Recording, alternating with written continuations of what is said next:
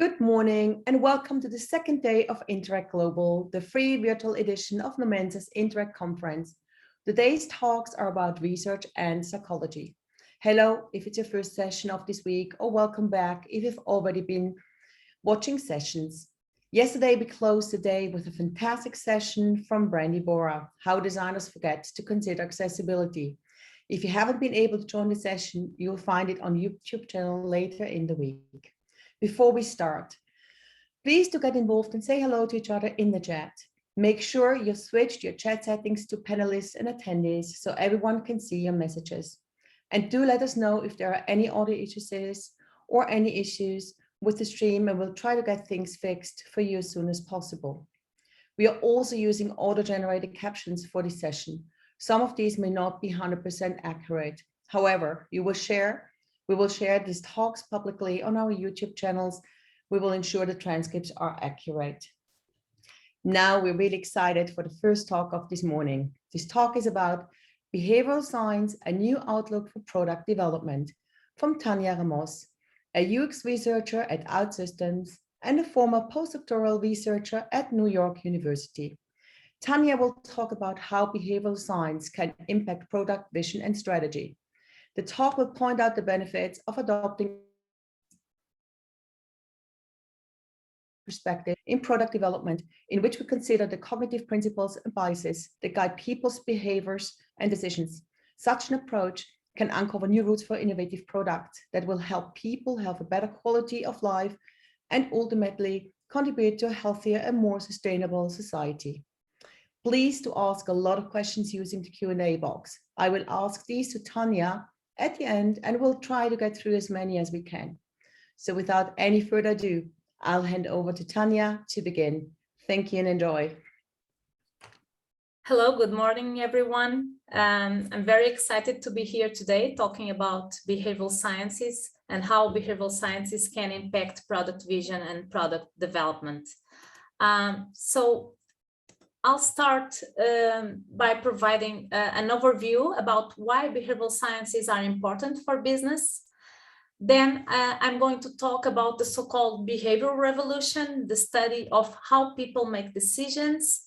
And after that, I'll describe some behavioral change frameworks that can be applied in product design, and also describe how this approach can fundamentally change the vision of products and help to develop products that enable people to make better choices. And finally, I will also dare to share a more epistemological idea of how behavioral sciences can play an important role in companies in the integration between data-driven user knowledge and more theory-driven user knowledge. I'll explain later what exactly I mean by this. Often in design, we know that we talk a lot about human-centered design, user-centered design, and we know that psychology has always been linked to design. But here, what I propose and I will discuss is an even broader vision. So the view that the entire product development process can be more human-centered. So the suggestion is that the entire creation cycle, from the strategy to the type of design decisions, can benefit and can be informed by the knowledge of the behavioral sciences about how people really think and make decisions. But what exactly, I don't know if all of you know, but what exactly is behavioral science and why it is important for business? So behavioral science is the study of human behavior and decision making. It incorporates knowledge from different fields, including psychology, economics, neuroscience, and other social and cognitive sciences. And this knowledge is important because the better the product teams understand the real factors that influence people's decisions, the more capable they will be to develop products which are aligned with the user's needs, and therefore more likely to be effective and more likely to improve people's lives. So this knowledge is also important because it really shows to people how specific and sometimes small changes in the context of choice, what behavioral scientists call the choice architecture, can have a great influence on people's choices and decisions. And personally, I think that a side effect of studying behavioral science is that we start to see ourselves more and more as architects of choice, and this awareness that about how specific and small changes can have such big impact in our decisions. So at the base of this approach, and just to give you some context, is the so-called behavioral science revolution. So let me start, before talking about it, by showing you some examples. These examples are very famous and probably many of you already know them, but I think they are very revealing about the main principles of this approach. So in this first example, imagine that some people are asked how much they will pay for insurance that pays $100,000 in case of death for any reason, while a different group of people is asked instead how much they will pay for insurance that pays $100,000 in case of death in a terror incident. So which insurance do people pay more for? So contrary to what maybe would be expected by a rational decision model, results show that people will pay much more for the second policy than for the first policy. Each group only saw one of the options. So these results show that, people, one of the factors that influence decisions are emotions, how people feel about the decision, and not necessarily logic. So the second situation evokes stronger emotions. Of course, I'm not saying that we should evoke stronger emotions, especially fear, of course not. But the point here is that people are deciding not based on what they should pay for insurance, because that's a very hard decision, but based on what they feel. Another example, the second example, is also a very well-known example. Imagine that at the time of registration for this conference, you were offered a mug, and after a few days, I ask you how much you would sell me your mug for. Now imagine a different scenario in which you did not receive a mug at the time of registration, but you have the possibility to buy exactly the same mug after the conference. And again, I ask you, how much would you pay for it? So the mug is exactly the same. However, many studies have shown that in the first case, you will sell it for a value around $7. However, in the second case, you would only pay $3 for the same mug. So the mug is exactly the same, but it has suddenly less value. And this is called the endowment effect. The fact that people often demand much more to give up something than they will be willing to pay to acquire that same thing. And it's a manifestation of the asymmetry of value called loss aversion. So we feel more pain of giving something up, or we feel more pain for a loss than it's much greater than the value that we associate with a similar or proportional gain. A third example, if we say, for example, to people that with treatment A, people have a 10% chance of dying, and with treatment B, people have a 90% chance of living, people will be more likely to choose treatment B.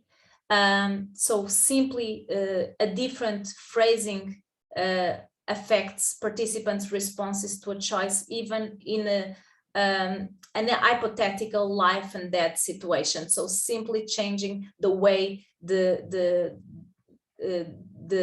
phrase is framed changes the decision. So what these examples reveal, and many others that you may know already, is that people do not seem to be very good at making decisions, at least from a rational point of view. So our decision-making process is predictable, biased, and suboptimal in many circumstances. Our choices aren't always consistent or based on logic, and often our choices are highly influenced by small contextual variables that should not make a difference if we were completely rational, but they do. So as in with visual illusions, if we know that these biases exist, it is hard to avoid being influenced by them. We know that these two lines, for example, are the same size, but we cannot avoid seeing them differently. This is an analogy that has been used for our thinking biases. So even when we know that they occur, we have a very difficult time in totally eliminating their influence. So this knowledge has been popularized by books like Fast and Slow and Nudging, and Nudge more recently.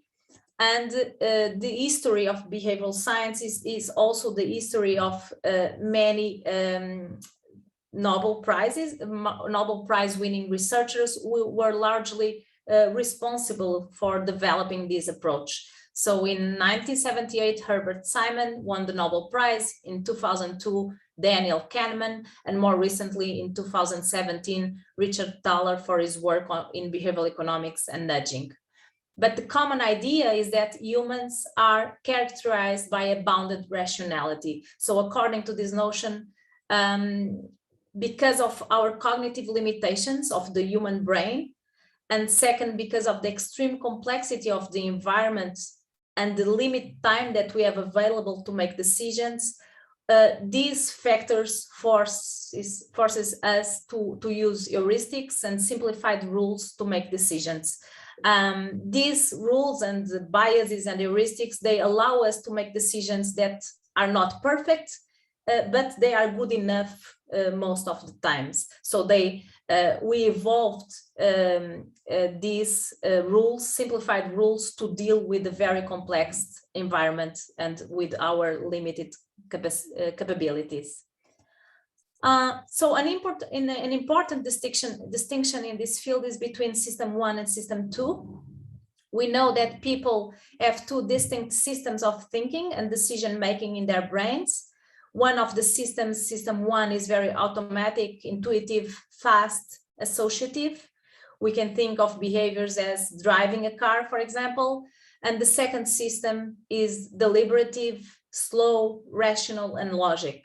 It requires much more energy as well, and attentional resources, and is rule-based, like, for example, computing a mathematical operation.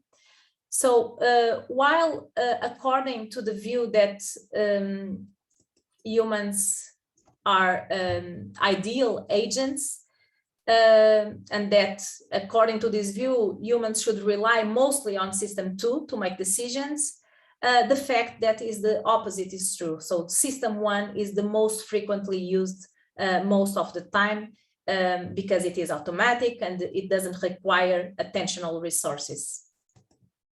So this has very important implications, and also for the way we design products, because some tools and some strategies that typically are used to change behaviors, such as providing more information to people, bringing awareness about the problems, making campaigns, they will not always be effective.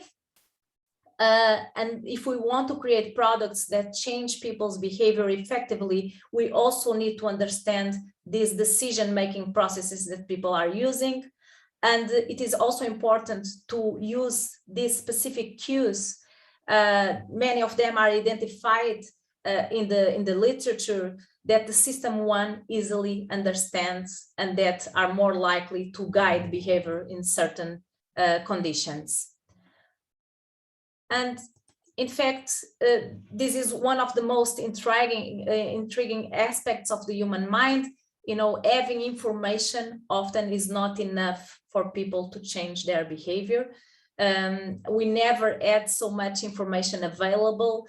We should all be making great decisions, all of us, but that is not true. So information is not enough. People, even when they have information, for example, about health and nutrition, they still consume too many sugary products and even have behaviors associated with deadly diseases such as smoking. Even if we have information about the environment, we still show behaviors that are harmful for the environment on a daily basis, just to give some examples. So many of these social problems have a strong behavioral root. So this gap between what people know and the information they have available, and the information they have available, and on the other side, what they do, is a gap that occurs that is surprising for classical theories. Why, you know, if we know, why shouldn't we act and behave better? It occurs precisely because we have these two systems, and although our system 2 is able to use this information in a logical way, many times our real behavior is being based on system 1, which use different kinds of rules and cues. So this knowledge from the behavioral science has been widely applied, as we know, to design public policies. For example, in 2015, in an executive order, the President Barack Obama advised to use the insights from behavioral sciences systematically to design better government policies. Also, David Alpern, the CEO of probably the most well-known behavioral insights unit, the BIT, said that applying this knowledge resulted in a huge public savings. However, what about applications to business? They are starting to be more frequent. For example, the case of lemonade. Recently, Lemonade CEO said that not only the business model, but the entire product flow is informed by behavioral economics. In fact, changing behavior and making people adopt new products is really hard. So more and more, the behavioral science knowledge is seen as one more tool that is available to better understand people and the users. But more than that, often it is used as a new strategic lens to help the creation of innovative products that put the human being at its center. But how exactly can this knowledge be applied? More and more companies are bringing principles from behavioral sciences to their products.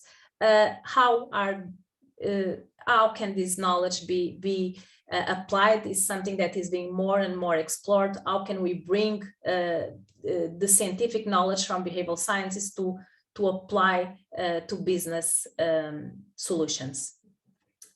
And in fact, our users' choices, of course, are affected by the same basic mental processes that I've been talking about.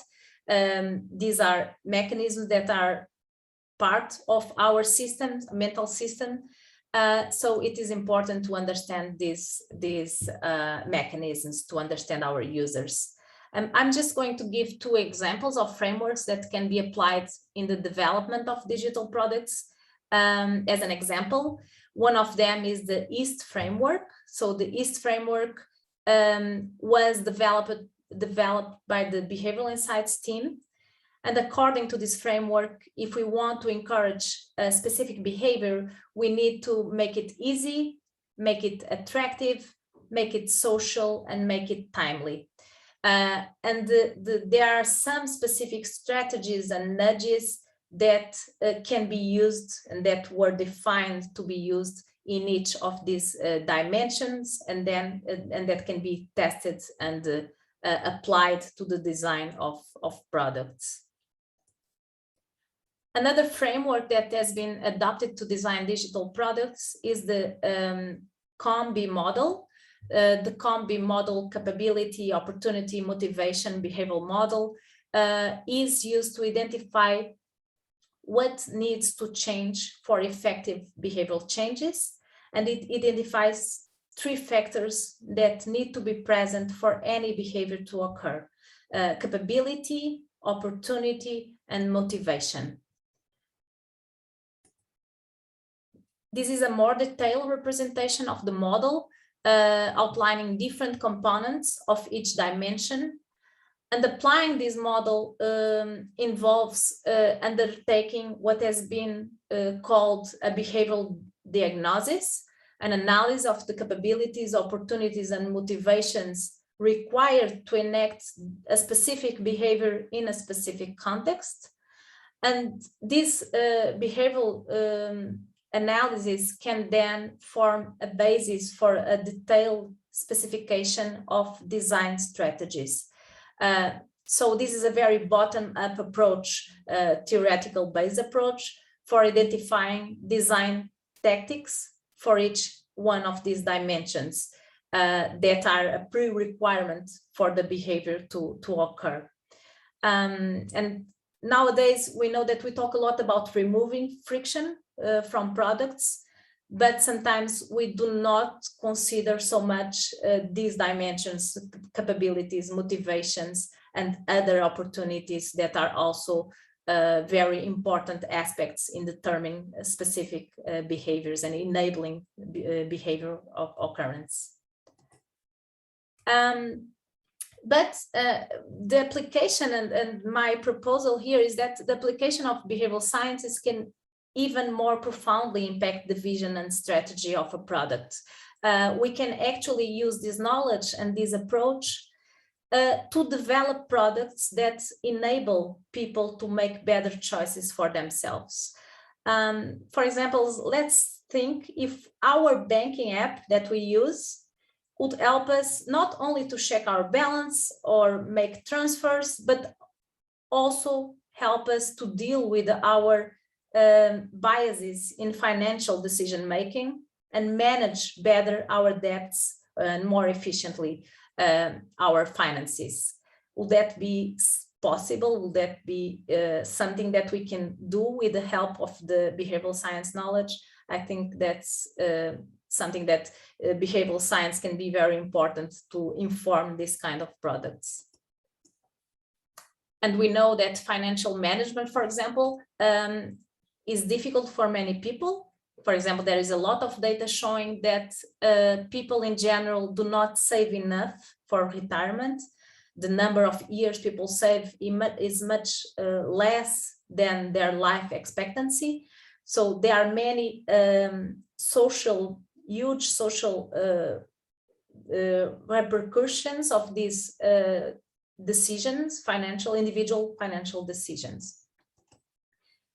And we also know that there are many psychological biases that affect financial decision making. For example, imagine you lost a movie ticket. Another example, imagine that you lost a movie ticket with a value of $10. Would you buy a new ticket or not? And the response is already there, but it is much less likely that you buy a new ticket if that happens, than comparing with a different situation where you haven't bought your ticket yet, and on your way to the cinema, you lose $10. In this case, would you buy the ticket? Yes, you will still buy the ticket.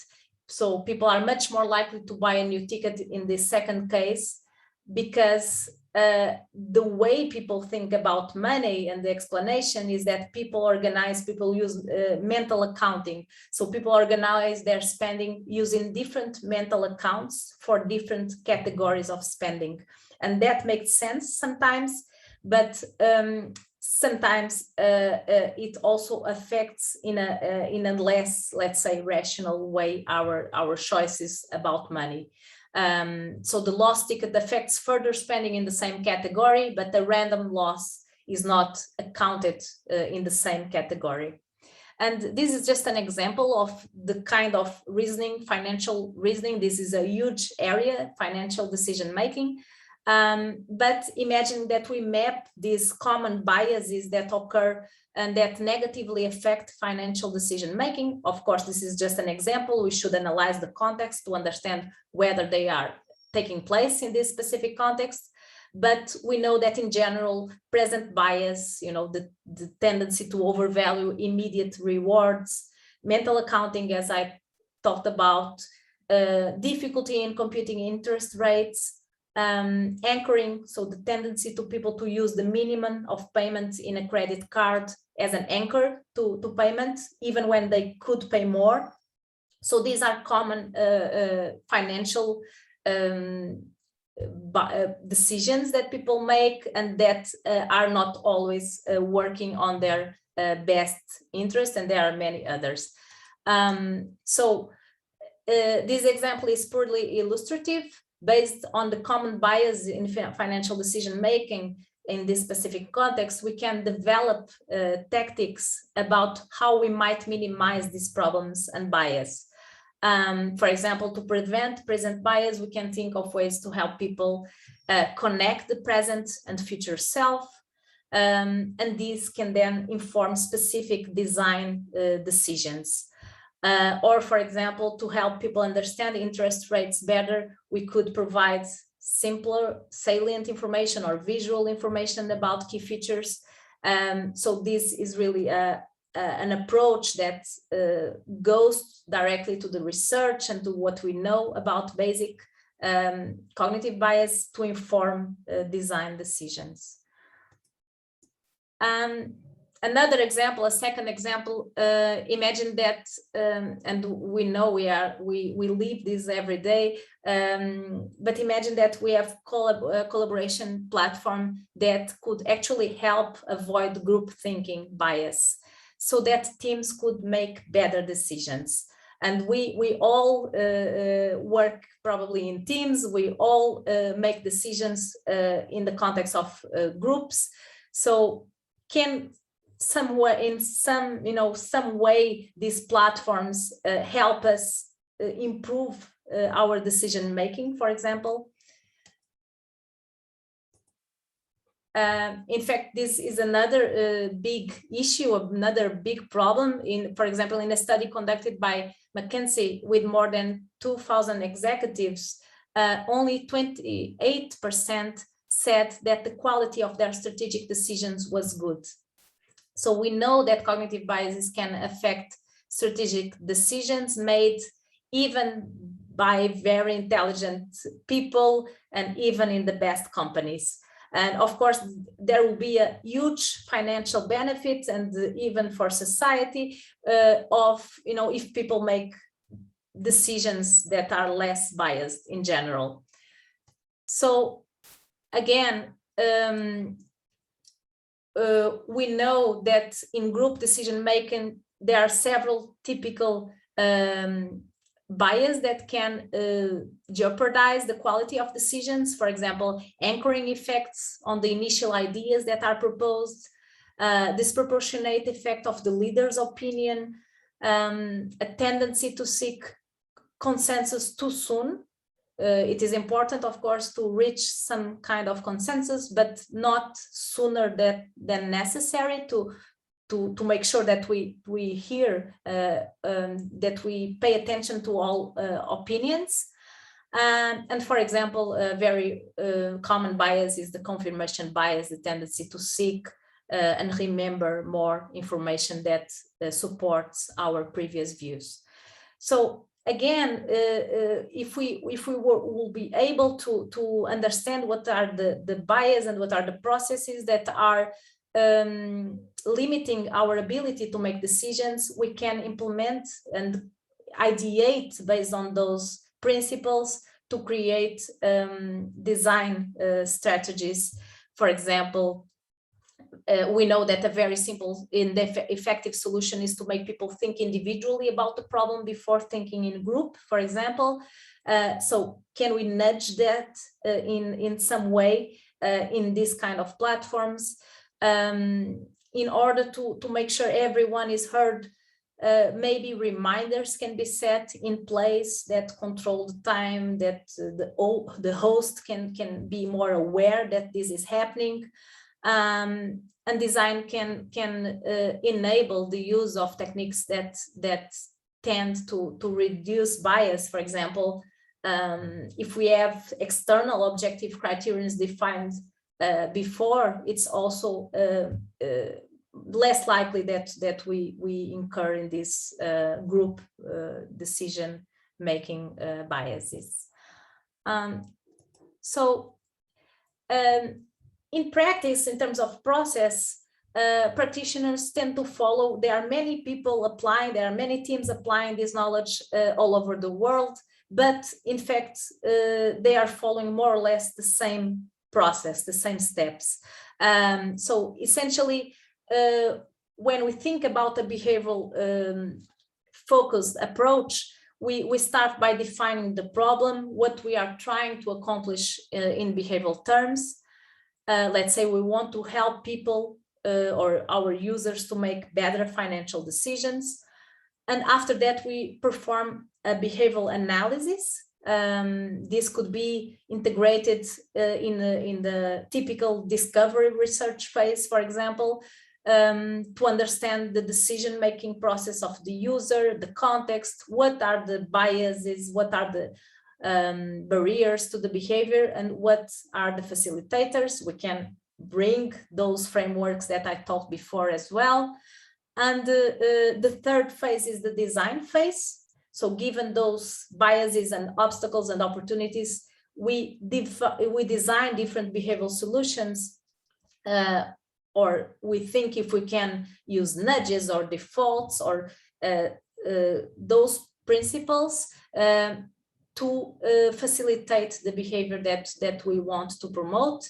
And finally, the final stage is the testing phase, where we evaluate the value for the user. It is improving or not the financial life of our users, and also the value for the business as well. So, of course, if we talk about implementing these ideas, not in the public domain, but in the business domain, we are very, we need to pay attention to the business value as well. And if the design solution is effective, then it can be scaled to all the users. So experimentation is also a very important part in this process. I just want to make a final point that I think is worth mentioning, and then after that we can, I would be happy to respond to some questions. But I think it's worth mentioning that we know that today there is a large focus on data-driven approaches to understand user behaviors. And don't get me wrong, I love data. Data is extremely important, and I see a lot of potential in using data to understand our users. However, these approaches often lack, what I see is sometimes they lack a theoretical basis, and they often struggle with building a cohesive body of knowledge about the psychology of the user. So I think that actually the behavioral sciences can have a very important role in filling this gap and in providing models, explanations, and identify relationships between constructs in a way that goes beyond data patterns or isolated and fragmented understanding. So it has been recognized that the data-driven and the theory-driven research perspectives about our users should be mutually reinforcing, but in companies there's been a very large development on the data-driven side and very little theoretical development, so in the theoretical side. And I believe that when we have this knowledge and we can understand these different different sets of data that we have and patterns that we have that are the data-driven approaches are bringing us, we can build models, we can have a deeper understanding that allow us to make predictions beyond the data sets and generate new knowledge. So it will allow us to make predictions for different new situations. So I think that's something that we still are lacking, and the behavioral sciences can have an important role here as well. This is not very much discussed usually.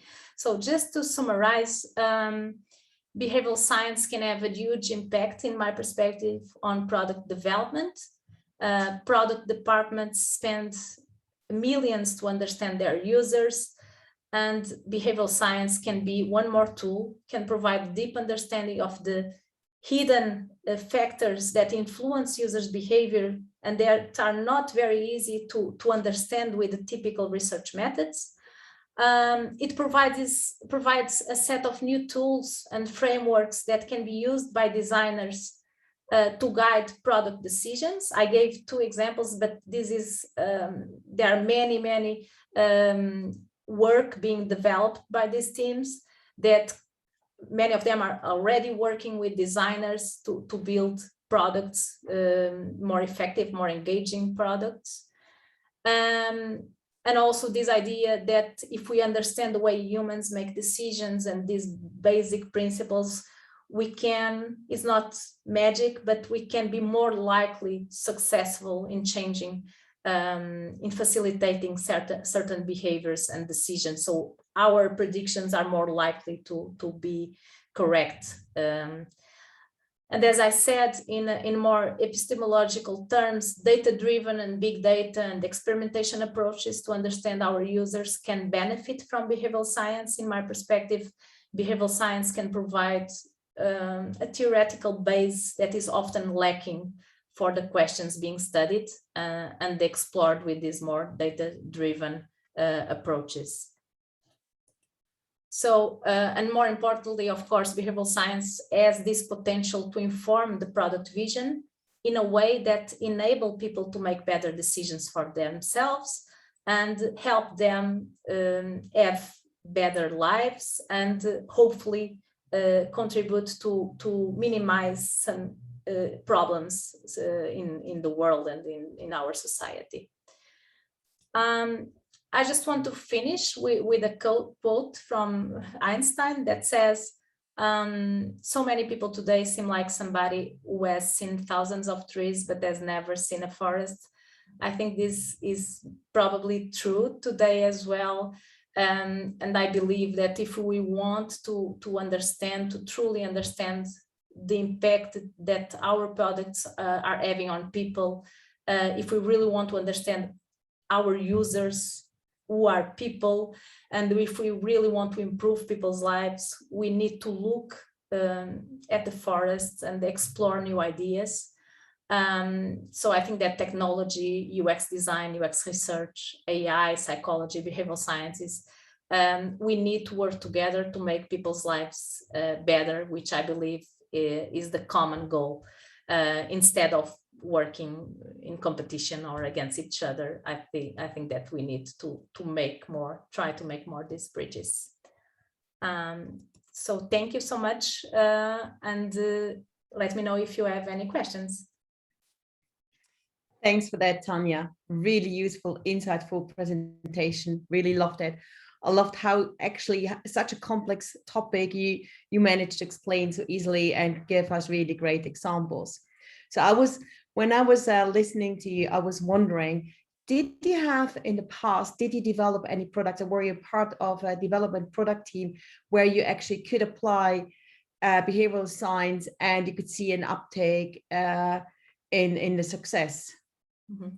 Yeah, well, that's a common question that people ask me. So currently, I'm not working as a behavioral scientist, so I want to be transparent about it. I worked as in a behavioral insights unit before. I also worked in academia, doing more academic scientific research, and I'm now working as a UX researcher. So I'm not applying behavioral science right now for behavioral changes. But of course, as a UX researcher, I find very useful to have this knowledge. And I think that I'm a better UX researcher for having this knowledge, because I can also try to prevent biases in my own research. You know, when we hear Kahneman saying that judges, they give more severe or less severe decisions depending on whether their team won or lost the day before. Of course, we understand that there are lots of noise in our decisions in the way we interpret things. So for me, in my work as a researcher, I use that a lot to prevent and to create processes and mechanisms that kind of protect me of myself, of my biases. For example, I know that if I'm analyzing an interview and or I'm identifying usability issues, for example, if I have someone else identifying the same usability issues that have a similar background as me, probably we will be more likely to reach the same conclusions than if a person that is very different, with a very different background, will be analyzing the same video. So I'm very sensitive to this kind of biases in my research process. And I think that my knowledge from behavioral sciences can be very useful to prevent these biases in decision-making throughout my research. Thank you.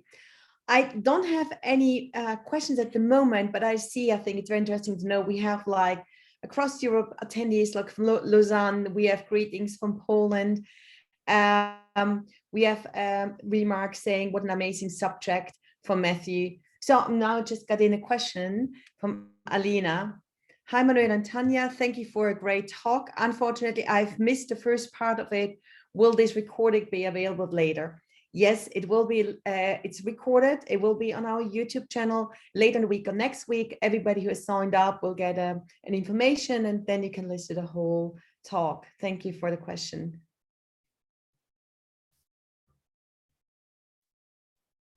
So if there are no other questions, thank you, Tania, for the interesting session. Thank you so much. Oh, now just another one came in. I think I'm too fast. How do we gain more insight into user behavioral in an online setting? Sorry, can you... How do we gain more insight into user behavior in an online setting? Online setting? So, yeah, I think remote working, you know, when people are not in the office. I would. User research or insight about the users? I don't know if the question is about me as a UX researcher. I'm not sure. Or Rachel, can you specify the question maybe?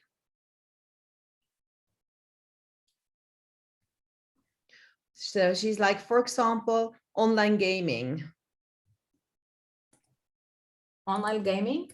So how do we gain more insight into user behavior in an online setting, for example, online gaming?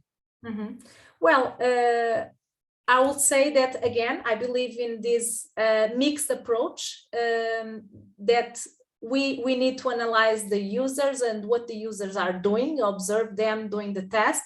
And we have, you know, the typical usability studies that we can do, observing these users, understand what they are doing, what are their behavior, what is working for them, what are the frictions that they are feeling, what are their needs. We can try to infer their needs. But of course, because I'm a psychologist, I also would like to have a more theoretical perspective about gaming and addiction and habit formation, and what kind of decisions people are, what motivates people to play, for example, ages differences, gender differences. So I would have a very broad and theoretical perspective as well, and I would go to try to understand what we already know about gaming and habit formation, and maybe addiction sometimes, or fun, or leisure, or just to bring that and to really cross the information with what we get from the field and from the users. It's a really interesting field. I never worked in gaming. Okay. We get here a very specific question as well. Hi, Tania, do you have any recommendations for someone wanting to learn more about behavioral science, in particular relating to design, maybe something between a book and a degree? A book? Yeah, I think it's like, is there like a good book on the market to get deeper into the topic, or is there, like, from an educational perspective, following classes on university? Yes, so there's Engaging by Amy Busher, right? The book, this very recent book. There also the Designing for Behavioral Change, which is another book. And there are, many books coming out. The Subtract right now, talking about how this tendency to add and not subtract features from products. So, and of course the classic books, Daniel and Kahneman, I think it's very, like, the basis is there. About courses, I don't know very well, to be honest, because I have this academic background. I think I'm not paying so much attention to that. I know that many behavioral insights units, they have their own trainings, but in this intersection with the design, I'm sorry, I'm not familiar with the existing offer. Cool, thank you. I have from another user here saying that he had technical difficulties and wasn't able to join in the beginning. So sorry if that was mentioned, but I want to figure out how to approach research in case of gamification, how to encourage users to engage without rewards. To engage? Engage without rewards. Without rewards? Yeah. In gaming? Yeah. That's a hard question because rewards are so crucial to gaming. Yeah, I don't know. I don't think I have an answer for that right now. I would need to think about it because gaming is not my specialty as well. So, well, gaming it's intrinsically linked with the rewarding, right? Because it's a game, so it's something to gain. There's something to gain and something to lose. So I don't have a good answer for that right now. I would need to think more about it. Yeah, I think can people also reach out to you with more questions on LinkedIn, or do you have a Twitter account? Yes, of course. Okay, then, because I think it's also fair that you can think more about it if there's questions are too complex. Yeah. Me a message by LinkedIn or email me, of course. I got here from Joao another question. How much more research investment is needed to understand system 1 compared with additional user research? How much more investment? How much more research investment is needed to understand system 1 compared with traditional user research? Yes. So, well, I don't believe you can do both. Sometimes people ask me, are you doing behavioral sciences? And I say, no, that's not possible because I'm doing UX research and I don't have the time, because I really think that you need a lot of effort to do it right, to bring this knowledge and constantly going to the literature, understanding how you can apply this knowledge. It's really demanding and requires very high level skills. So I don't think you can do it while you are doing other roles or while you are having other roles. But if there is a team only dedicated to behavioral sciences, then I would say the effort maybe is similar to doing UX research, but just a different perspective, a different way of doing things. We are very much focused on the the discovery part, the part of the problem, UX researchers, and behavioral scientists will be much more involved in the solution as well. So that's a big difference. We are much more focused. I'm working with product teams, and I'm much more focused on the problem side than on the solution. And I feel that even for the problem side, it will be beneficial to have some insights, more insights from behavioral sciences. Often I don't have the time to do it, and so I just follow a more traditional, let's say, UX research that is quite new as well. But okay, Sharad is asking about the different biases. What are some of the things that you look for in users or stakeholders to get an idea if they have any?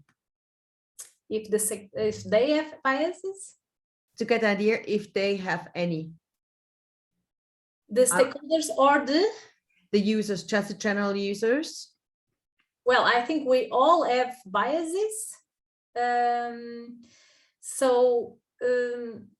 know, for stakeholders and for product managers, I would say it's as important as for us researchers to understand that these biases occur and that we all have these biases. And I think it's really about, you know, trying to show them examples of this, as I showed here, you know, that sometimes this happen without we even realizing that they are happening, and they can have big impacts on our decisions, on the quality of our decisions.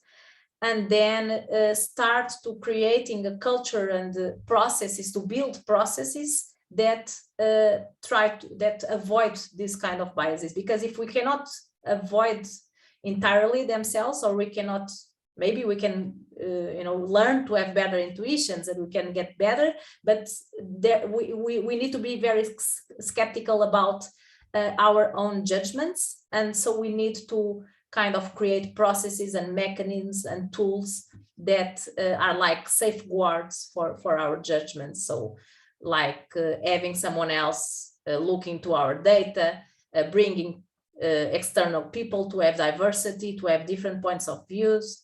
Like I said, in meetings, make sure that people think about problems individually before the meeting, the group meeting, because people have this need to build consensus very quickly. It's not comfortable to deal with uncertainty, because people don't feel very well. So they reach, usually it's important, of course, to reach consensus, but it is usually something that is done before what is desirable. And Kahneman talks a lot about this in this new book, Noise. I got another question from Alina.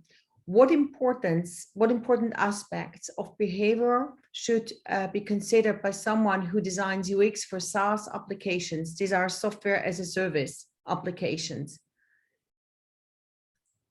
Well, I think there are many different faces, you know, sides of these products. I don't know if she is asking about something specific about users.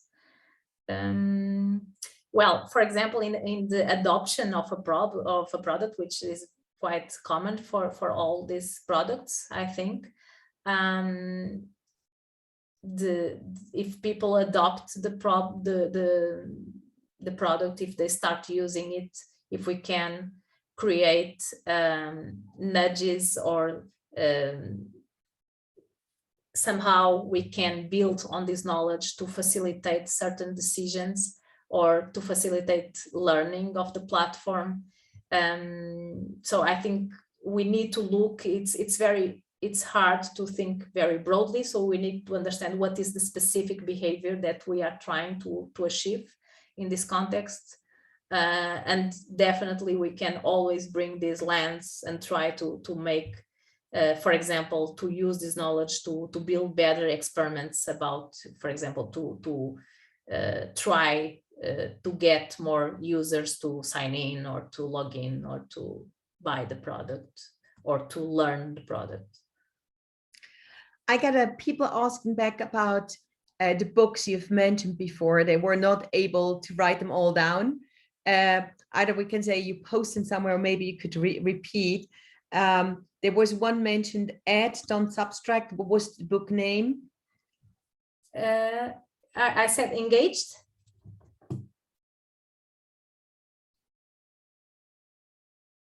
You mentioned earlier a couple of book names.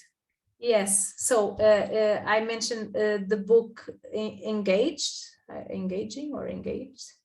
Okay. Yes, Engaged. So this is Designing for Behavioral Change.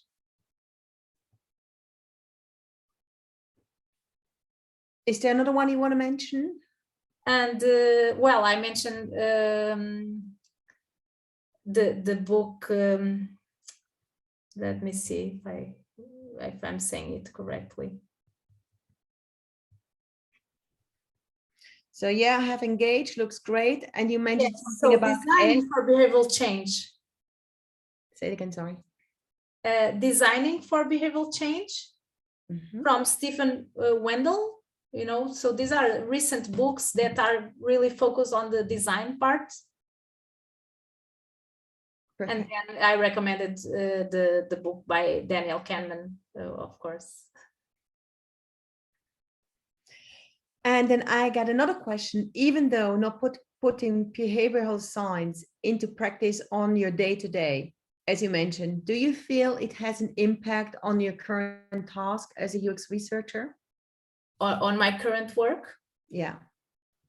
Yes. So as I said, I feel that it has a big impact in the way I do research, in the sense of removing biases from my decision-making process myself. Or at least I'm not sure if I'm removing it, you know, entirely, but at least I'm very skeptical about what I know and what I find. And I'm very critical about the quality of the data from different sources. I try to use techniques to avoid biases, like cross-validation, different sources of data. You know, really listen to different perspectives, show the data to different people, try to understand sample sizes, issues, for example, how heterogeneous is my sample, if I should have more people trying out the product or less people is enough. So this kind of validity, I think I would not look to these issues so frequently and with such. For example, when I'm conducting interviews, I'm a little bit obsessed with the script, because I don't want to my behavior to influence very much the responses of the users in a different way. So I try to, of course, I'm flexible as well, but I try to maintain a very similar way of talking and what I say. So because I know that the way I act and the way I behave will influence the other person as well. So I'm very sensitive to all these kind of biases, and I try to create mechanisms and procedures to avoid them. Also, I'm not doing this yet, but I think there are some opportunities to include some notions from behavioral sciences, for example, in the journey. When we are designing a journey, we can include this kind of behavioral diagnosis, auditing, and try to understand what are the motivations, the capabilities, the opportunities, the biases, and of course we are still exploring how this can impact the product, how people will accept these ideas. So I'm very curious about to see how this develops, because I think there are huge potential, but of course this is very new and people are still exploring how to work with these cross-functional teams and how to bring value to business, which is of course very important. With a very nice remark from Simon, who's saying the subject matter is wonderful, so interesting. And I got one last question for you before we end the time today. From Nathan, do you think if behavioral science were better integrated into the school curriculum, it would help us become more empathic with each other? Could there be less polarization if more people were aware how their biases affect their judgments and worldviews? Yes, well, I think that's a very interesting question, but I'm biased here, but I believe that this knowledge is very revolutionary, and what we see is that we see many people that are not psychologists, that are not from the field, and they just fall in love with this field, because I think it's a very individual experience as well for them, to kind of thinking about themselves in a totally different perspective. And even if we cannot avoid it, we have just a different perspective of ourselves, much more humble perspective, I think, and more interesting in a way, because it gives us this perspective that we are no limited human beings and we are doing our best, but it's also very, I think, very interesting how humans and the evolution made us what we are today. So regarding if this will totally avoid polarization, I'm not sure, because these are also very parts of the human beings, this like tribal the way we see other groups, and we tend to overestimate the differences between different groups. So I hope, you know, we if people know more about these group biases, they could also use some strategies that are well known. For example, interact more with people from other groups. That's the best way, you know, really connect with people of other groups and make an effort to be with these people, to talk with these people. And I think that yes, so maybe that could be helpful if people know about these mechanisms, about these biases and strategies to overcome. They can use these strategies more intentionally, and they can end up working, maybe. Yes, that's very interesting. Thank you so much, Shani, for this really fantastic session. Thank so you. Next session will be at 1 p.m. UK time, but unfortunately we had to make some changes to our program to unforeseen circumstances. The session at 1 p.m. is unable to go ahead as planned. However, we will be running one of our favorite Interact talks from previous years. You will have the chance to listen to Pete Trainer. He presented at Interact London in 2018 with his talk, More Than Humanly Possible. As the session won't be live, unfortunately, there will be no live Q&A. So we have come to the end of our session. Thank you all for joining, and see you at the next session, 1 p.m. UK time. Don't forget to sign up via Eventbrite if you haven't done that yet. Bye, see you later. Bye-bye, thank you.